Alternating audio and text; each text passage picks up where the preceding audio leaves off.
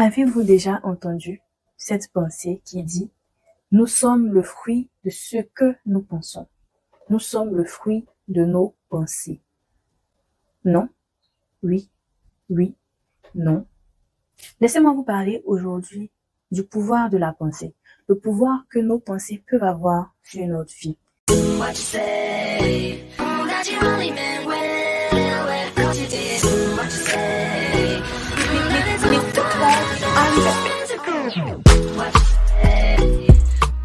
Nous attirons ce à quoi nous pensons. Clairement, on est mal barré.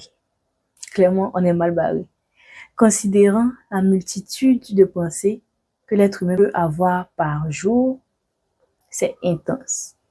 Mais il faudrait pouvoir faire le tri dans nos pensées, dans ces pensées, pour en garder que les meilleures. Il faudrait, sur le long terme, pouvoir arriver à modeler notre mental de sorte à ce que nous puissions voir le bon côté en toute chose, en tout temps et en toutes circonstances. Parce que, je le répète, nous sommes le fruit de nos pensées. Je vous explique en quelques termes plus simples comment est-ce que nos pensées influencent chaque jour notre vie.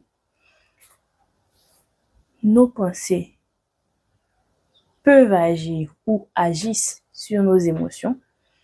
Nos émotions agissent sur nos actions. Et le résultat de nos actions, clairement, nos actions impactent notre vie au quotidien. Vous ne pouvez pas être en colère, prendre des décisions impulsives, avoir des résultats négatifs et vouloir vous plaindre à quelqu'un parce que c'est vous qui avez pris la décision. C'est vous qui avez laissé vos émotions prendre le dessus. Mais d'où sont venues ces émotions-là? C'est vous qui avez accepté qu'elles arrivent par votre pensée. Il s'agirait donc d'arrêter de se lamenter. Je sais, c'est pas évident. Il y a plein de drama queen et drama king même partout, everywhere. Mais pourquoi c'est à moi que ça arrive? Pourquoi comme ci, comme ça? Mais pourquoi? Enfin, vous vouliez que ça arrive à qui? Ça ne peut qu'arriver à ceux qui ne maîtrisent pas leurs pensées. Se lamenter, c'est clairement pas la solution. En toute situation, il faudrait pouvoir prendre du recul. Surtout les situations où on n'a aucune maîtrise. Si le bus, par exemple, est tombé en panne, qu'est-ce que tu aurais pu faire? Tu n'aurais rien pu faire. C'est quelque chose qui devait arriver. Il faudrait prendre du recul, se calmer et aborder la situation sous un autre angle. Le bus est tombé en panne. Tu n'es pas si loin de ta destination. Descends, marche, fais un peu de sport. Tu voulais perdre du poids, non? Fais un peu de sport. Faut vraiment pouvoir aborder les situations sous un autre angle, sous un angle différent. Je vous le dis en rigolant, mais je sais que c'est pas facile parce que même moi, j'y travaille vraiment au quotidien. C'est vraiment pas évident. Pour revenir sur l'affirmation du début, en disant que nous sommes le fruit de nos pensées, les Ivoiriens ont une manière très particulière aussi de le dire, hein.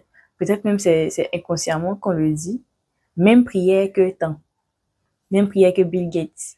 Même prière que Mark Zuckerberg. Même prière que là, ça veut dire quoi? Je pense que ça entre aussi dans le terme de la pensée. Parce que quand tu dis même prière que, tu te mets dans l'état dans lequel la personne est. Même si tu ne maîtrises pas tous les aspects de la personne, tu essaies quand même de te mettre à ce niveau-là.